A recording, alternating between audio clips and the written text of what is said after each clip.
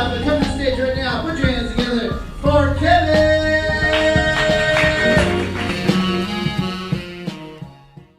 Welcome to the Unfunny Kevin Show. I am your host, Kevin Melody. It's Friday, February 28th. Fucking tripping out over here. Friday, February 28th. I hope you guys had a great week and enjoyed the last show. Thank you for supporting the Unfunny Kevin Show. Leave us 5 stars in the Apple Podcast Store and Spotify. I'm going to say that at the beginning and the end because we need it as we work through new potential sponsors. And it helps the show. Helps the show up when people Google it and all that stuff. Anyways, thank you guys for supporting the show. New folks, not new folks, but high concentrations of listeners popping up in Chicago, Illinois. Thank you guys. Austin, Texas, Hayward, Virginia. Hayward, Virginia. Never heard of that area, but thank you for listening. If you want it, you just send in fun things, TheUnfunnyKevinShow@gmail.com. And of course, the very new and exciting Unfunny Kevin Show hotline, which, by the way, people seem confused how to use. You call 424, I'm already fucking it up, 424-244-9599. And originally I themed it and I was like, leave us the most embarrassing story of your life. And I realized, how are you going to do that in 2 seconds? Like, it's probably terrifying.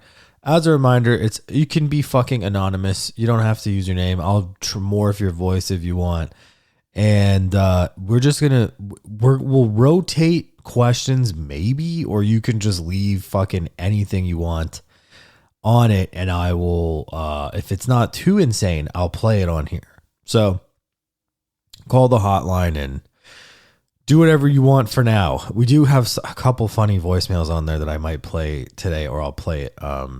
Maybe I'll play them on the next episode, next Friday. But anyways, yeah, thank you for supporting the show. I really appreciate it. And thanks for listening. Everything's been a little crazy last week. First of all, I had to, last Saturday, was it Saturday? Yeah. Last Saturday, I went to this service for my uncle who passed. And shout out to my aunt and my cousins, and because they put on this beautiful thing in honor of my Uncle Bob. And let me tell you, this fucking guy was absolutely a force of nature. I mean, I remember my dad, one of my earliest memories, my dad told me, he's like, Uncle Bob, he's like, when I met your Uncle Bob, he immediately, like, he shook my hand and then, was like, hi, how are you? He's like, oh, my name's Bill. He's like, oh, my name's Bob. And he was like, yeah, so are you fully aware that alligators have 8 brain chambers? And my dad was like, what? Like, and what's funny is my father, for sure, retardation, autism or something. And Bob, my cousin's father had some type of autism where I don't know what it was. He's super hyper intelligent, but it was just funny. His connection and the way he communicated was so unique. And the service was beautiful. My family did a beautiful job honoring him. And my cousin was like, oh yeah, could you help? Like, and I was like, of course, I'll do whatever the fuck you want. So I'd written something for him and went up there and did it. And it's funny, I talked specifically about his he was a collegiate athlete. He played for Duke, he played football, basketball, and just such a fucking, the guy lived such a crazy storied life. Like, he had such an interesting childhood.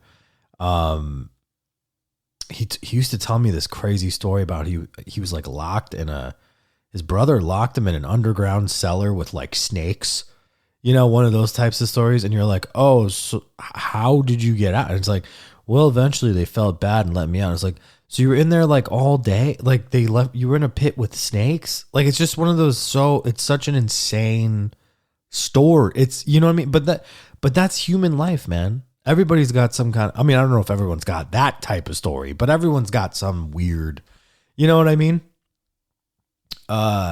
So anyway, he was fucking a really bright dude, and just some funny stories about him, man. He was one of the first people in my life to teach me atheism.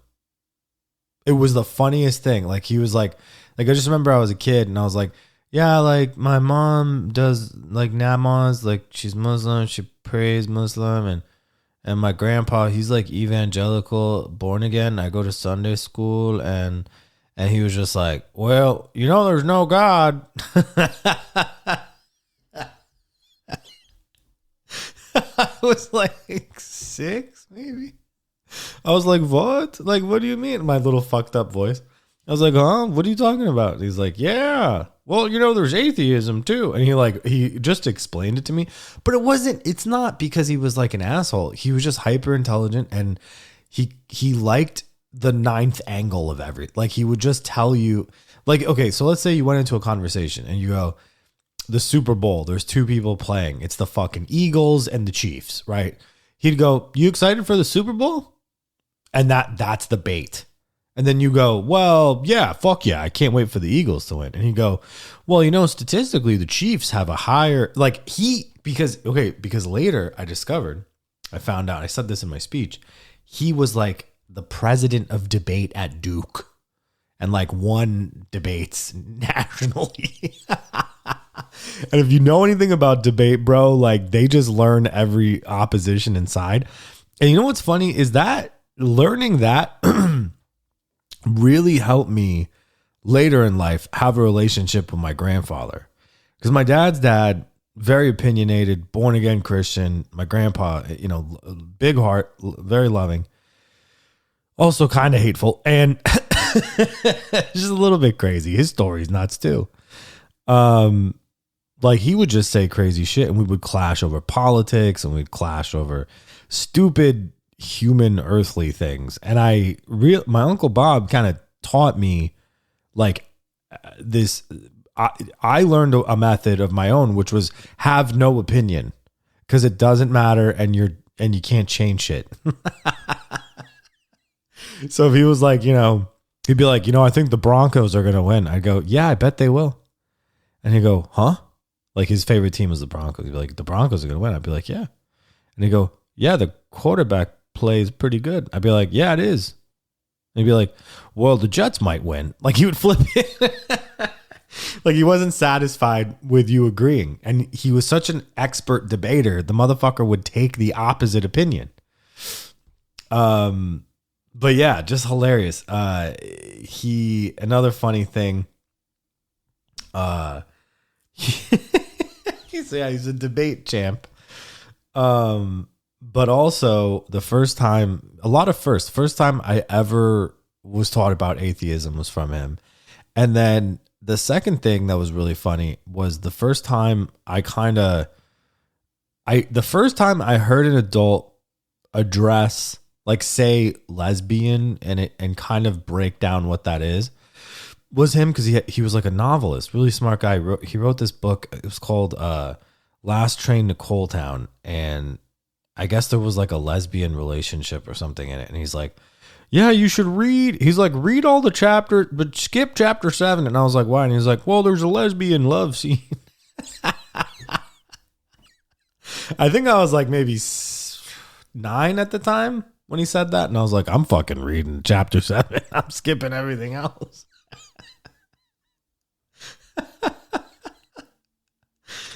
Oh, man.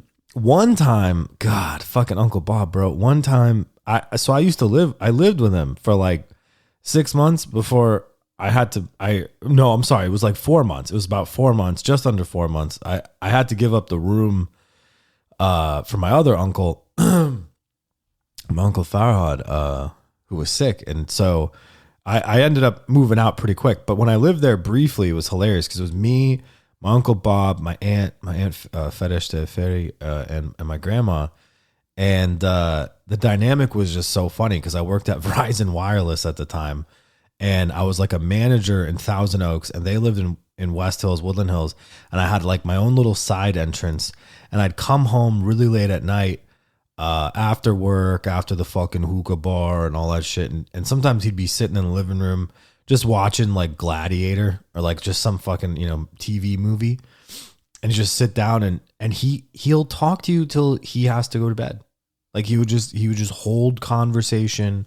And that maybe that had to do with also, you know, my cousin said the way that he loved was through the way he connected was through conversation, and the way he kept the conversation going was debate, and it was like current affairs and like random fucking topics and shit like that. And yeah, I learned to not have an opinion, and because I didn't, it actually strengthened our bond, and it helped me with my grandfather. I talked to my grandfather, and I'd contest him over dumb things and get angry, really angry, you know. And then I flipped it. I'd go, yeah, you know what? Maybe the like my grandpa would say something, and I'd be like, yeah, maybe they do control the weather. I don't know. Tell me about it. Where's the weather machine? You know what? QAnon is 100% accurate. Tell me more. And I find that if you can achieve this plane, I know it's very difficult in turbulent times, but if you realize your time on the rock, you get one go, and maybe you don't argue with everyone, you can kind of soak it in. And when you do that, you start to see people precisely for who they are. It's extremely disarming, you know what I mean? And let them be heard, man. You know, like there's your service. You know, there's your purpose. Just be a nice, warm listening ear. And then if they say really horrendous, fucked up shit, maybe call them out, but you know, or don't. Another good, I'll close with this for Uncle Bob. R.I.P. the GOAT. I'll close with this. One time, me and my friend, one of my old friends, I think he would remember it better than me, but we were like, I didn't smoke. Like I smoked a lot of weed when I was younger, and then I stopped later in life. But this was when I was like 15, and I was smoking weed pretty heavy, and me and my buddy had smoked, and my aunt, you know, they had a really unique house. It was big, so they'd have a bunch of parties there. And there was a little like Persian food spot down the street. I can't remember the name of it, but it was next to this place called Super Salman. I can't remember the name of it, but it was like this kebab place. And my uncle, like, he had to go pick up the food. And so me and my friend, we had smoked ourselves dumb, and we were so hungry. And he's like, oh, I got to go pick up the food. Can you guys come help me? So we got in the car and we agreed to go with him. And I just remember, like, me and my friend almost had a heart attack laughing, because when he closed the doors to his car, he just started talking about stuff. And we were so high, we couldn't handle it. Like, it was like the alligator chambers. And he was telling us about, like, I think trans dolphins or something. And we just lost it. Like, the weed combined with like everything he was saying and our paranoia, like, and then he laughed with us. Like, he just thought it was the funniest thing that we couldn't stop laughing. And maybe he fucking knew, you know, but yeah, man, that shit was crazy. So I spoke, and we honored a true legend. And you know, my aunt, my cousin Hannah and Sarah, and you know, my heart goes out to them, and in mourning, we all mourn together. But it was a beautiful thing, man. It was really beautiful. With that, we're going to take a quick break, and I'll be right back. Folks, with the news cycle right now, they got the Epstein, whatever, the lists are dropping, and that one blonde girl, she's like 25. She comes out and she's like, listen, woke media is not welcome here anymore. It's just too much. It's a smidge too much, maybe. Doge, everything's about Doge, Elon Musk, and all these things. Elon Musk is out there fucking drooling with the black hat on, yelling about fucking remote workers and stuff. Maybe it's enough of the news.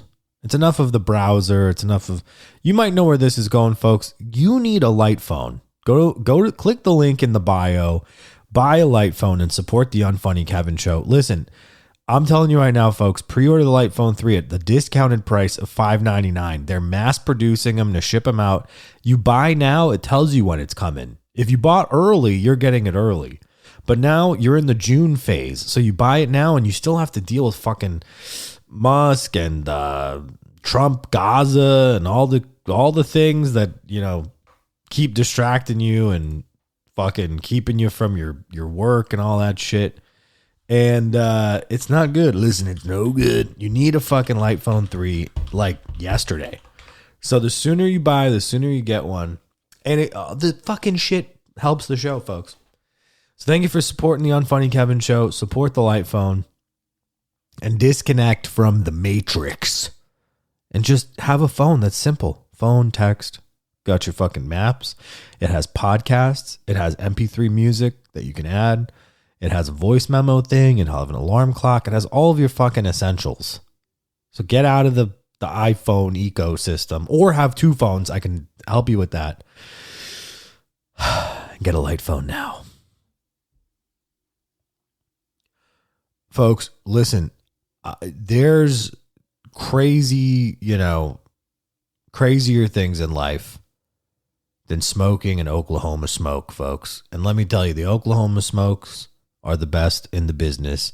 Listen, this is California grown, 100% CBD, lab tested, over 40,000 happy fucking customers. And it has, believe it, okay, you can smoke it in cigarette form or fucking, we talked about it, Snoop Dogg, Wiz Khalifa-esque fucking, not blunts, but rolling papers. Fucking, it looks like a joint. It's Cheech and Chong. It looks like Cheech and Chong little skinny joints.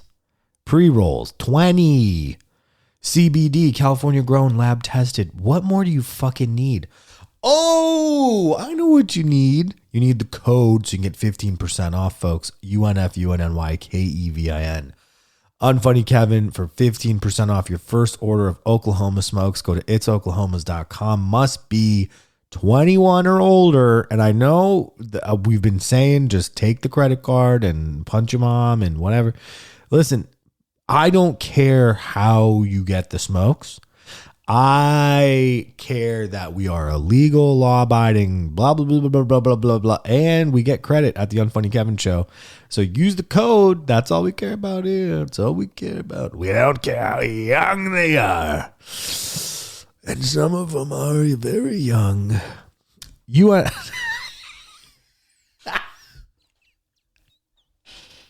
Use the code.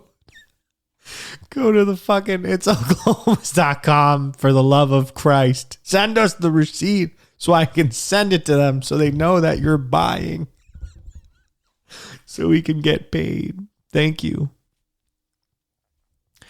All right. So anyways, so last week I did that. Fun times. Oh, okay. This was great. So I was talking to my wife, as I do, and at some point a couple months ago, we were talking about Aladdin, and I don't remember why, and I threw Aladdin on the fucking Disney movie from like the 90s, not the new one, not the woke Aladdin. I threw on the old one. And I didn't realize, like, for some reason, I'm Persian, Iranian. I thought Aladdin, I don't know. I always thought Jasmine's hot as fuck, She's got tits hanging out. She's like brown. Just great. I loved it. It was awesome. Aladdin's brown, you know what I mean? Jafar's brown and the genie's blue and there's, and there's sand and then they're kind of like in a palace and stuff. It's like vaguely Middle Eastern. And I realized I watched the cartoon for like 20 minutes and Aladdin, first of all, Aladdin talks like he's from the Bronx. And then the parrot, you're supposed to be in the Middle East, the parrot is Gilbert Godfrey. It's literally like an East Coast Jew. It's like, what? It's not like, how are you? Welcome to Aladdin. It's like the genie's Robin Williams. Nobody in that fucking movie represents any part of the Middle East at all. And what's crazy is, I'm going to look this up. Hold on. Okay, Scott Wagner. I don't know. I think he's just like a white Jewish guy. Aladdin, Robin Williams, Genie, Jonathan Freeman, white guy. Let me take a screenshot of this. This will be the fucking episode thing. Let's see. Jonathan Freeman, Jafar, Gilbert Godfrey, Iago, Linda Larkin, Princess Jasmine, Frank Welker, Abu. Douglas Seal plays the Sultan. Jack Angle, additional voices, just vague in parentheses. Jim Cummins, Rasul. I'm going down the list. I'm looking for a brown head. Jennifer Darling, additional voices. Derby Hayberry, Cheryl Lynn. These are all just old smiling whites. Half of them don't even have headshots on here because they probably did it for the cheap. And it's just absolutely hilarious. Now, look, folks, I didn't watch the new one with the representation and the fucking actors that are actually. I didn't watch it. And I'm telling you right now, I don't dislike the old one. I actually love it. I think it's one of my favorite Disney movies. I don't care that it's fucking, because these are voice actors. Voice actors in Hollywood are white and Jewish and whatever. You know what I mean? Or not. Or there were very qualified. I find it hard to believe there were like Persian voice actors in the 90s or fucking Saudi voice actors in the 90s that had agents and were represented in Hollywood. Maybe there were and they got stepped on by Walt Disney. But yeah, I just think I think it's a little funny and my wife was just like, yeah, I mean, does it bum you out? I was like, I don't really want to watch it anymore. But then I thought about it and I was like, no, I like it because I'm not going to watch the new one. And I like the old one's nice. And also, like, bro, putting the fact that they put that guy, the street rat, I call him a street rat. They're like street rat. It's like literally like Broadway. Watch it. The first 5 minutes, he's like running around. He stole like a loaf of bread. And they're like, cut off his hand, street rat, street rat. I'm just like, Jesus, it's kind of weird and racist. But they put, fucking brown leads, It's not Cinderella and fucking Snow White. It's like Pocahontas. Pocahontas might be problematic too. I think they call them savages. Oh, you can't win. You know what though? Fuck it. I like it. You put him on the forefront. Mulan. There you go. Mulan. No, I think that was problematic too, wasn't it? I don't know. Look, the point is, that's the DEI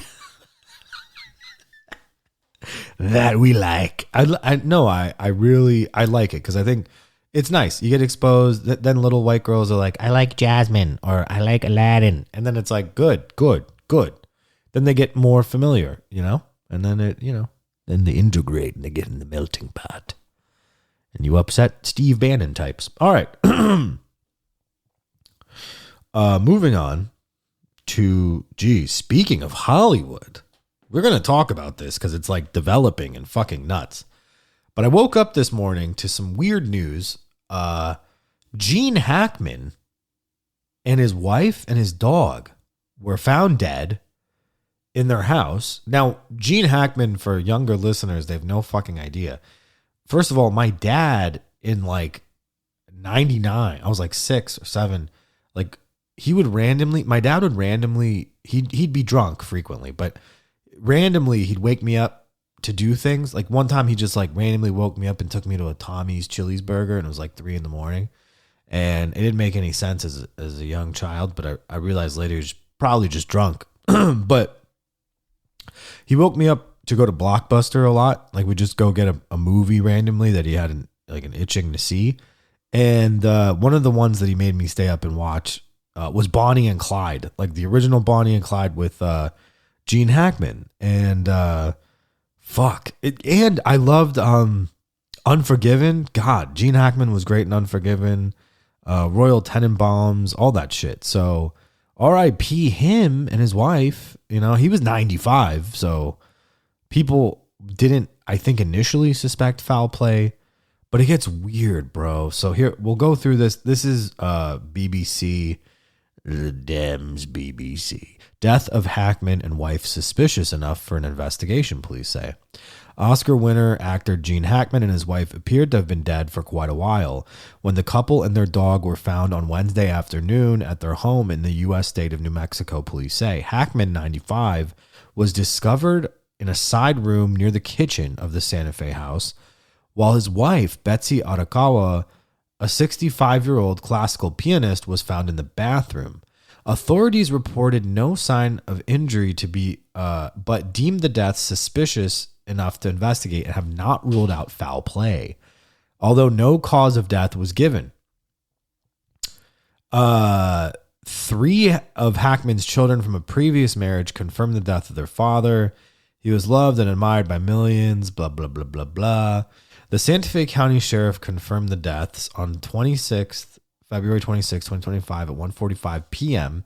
Santa Fe County Sheriff's deputies were dispatched to an address on Old Sunset Trail in Hyde Park, where Gene Hackman and his wife Betsy Arakawa and a dog were found deceased. In a news conference on Thursday afternoon, Sheriff Adon Mendoza said, "It sounds like they had been deceased for a while. I don't want to guess in reference to how long that was." He added, "There was no immediate signs of foul play, but we haven't ruled it out yet. This investigation is ongoing, so we're going to keep everything on the table." A sheriff's detective who responded to the scene said that they believed the couple had been dead for some time because of Miss Arakawa's decompensation and mummification of the hands and feet. The male decedent also showed obvious signs of death, similar and consistent with the female decedent, said the search warrant. Near Miss Arakawa's head was a portable heater, which the detective determined could have been brought down in the event that she abruptly fell to the ground. Authorities say they have requested carbon monoxide and toxicology tests for both Hackman and his wife, and that a cause of death has not yet been determined as they await the results of the autopsy. Prescription bottle and scattered pills were all over. Yeah, see, this sounds like a fucking setup scene, though, bro. Hackman was discovered wearing a gray tracksuit bottoms, a blue long sleeve shirt, and slippers, sunglasses, and a walking cane next to his body. The detective suspected that the actor had fallen suddenly. The circumstances of death were suspicious enough in nature to require a thorough investigation. But the detective observed no sign of forced entry into the home, although a door was ajar. 2 other healthy dogs were discovered roaming the property, one inside and outside. The local utility responded but found no sign of a gas leak. Oh, shit. The fire department detected no indication of leak or poisoning. The detective spoke at the scene to the 2 maintenance workers, one of whom called the emergency services. The workers said they sometimes conducted routine work at the property but rarely saw the couple. They indicated that they communicated with them by phone and text, primarily with Miss Arakawa. The 2 workers said they last had contact with the couple 2 weeks before. A recorded 911 obtained by BBC shows the caller, "No, they're not moving," he says in the audio. "Just send somebody here really quick." The person who made the call while standing outside the property and peering in through the window was heard saying, "Damn," repeatedly. Damn. Met Miss Arakawa at the gym, was working part-time, blah, blah, blah, blah, blah, blah, blah. Fuck. Yeah. Oof. Jesus. I don't know. Oh, and then there's this. New details are emerging into the investigation into Gene Hackman and his wife's death at their Santa Fe home. The affidavit that was filed by police in order to obtain a search warrant to go through the house indicated that there were circumstances that made it seem suspicious, in the word of the police department. Specifically, they were both found, Gene Hackman and his wife, in separate rooms, fully dressed. His wife was found on the floor of their bathroom. There were pills scattered about and a space heater that looked like it had been toppled over on the floor next to her head. Gene Hackman was found in a foyer foyer near the front door. The door of the house was found slightly ajar, so there were some early indications that may have appeared like it was forced entry, but police are sort of ruling that out at this point, saying there are no evidence of forced entry or any illegal conduct. Instead, there was a focus put on carbon monoxide poisoning as a potential cause for the deaths, but early indications by the gas company have ruled out that there were any problems with the pipes. Nevertheless, the space heater that was found near his wife's head is part of the investigation. They're going to see what might have been coming off of that. At this point, though, there are no real answers to the question of what... Yeah, this is fucking weird, dude. This is weird. And it's not going to help. I think that blonde girl, God, what's her name? The Trump girl came out or something or other. She was like, oh, we're going to release the JFKs and the Epstein log. Was Gene Hackman flying back and forth with Miss Arakawa and so they had to off themselves or something? I don't know. I don't know, man. I don't know anymore, man. I don't know. JFK, 9/11 declassified. Who knows what that Cash Patel has up his sleeve there. I think that's a good place to leave you guys. Listen, I love every single one of you. I appreciate the support for the show. Email TheUnfunnyKevinShow@gmail.com. Stories, articles, questions. Maybe you can tell me what happened to Gene Hackman.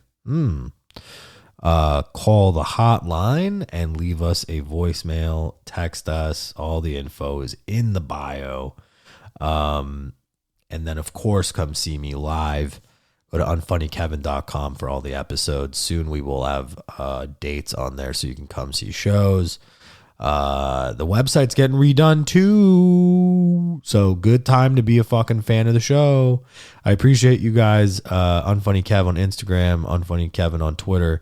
And I will talk to you next Friday. Enjoy your weekend. Have Oklahoma smokes and buy a light phone and leave 5 stars and all the fucking fun bullshit. All right. See ya.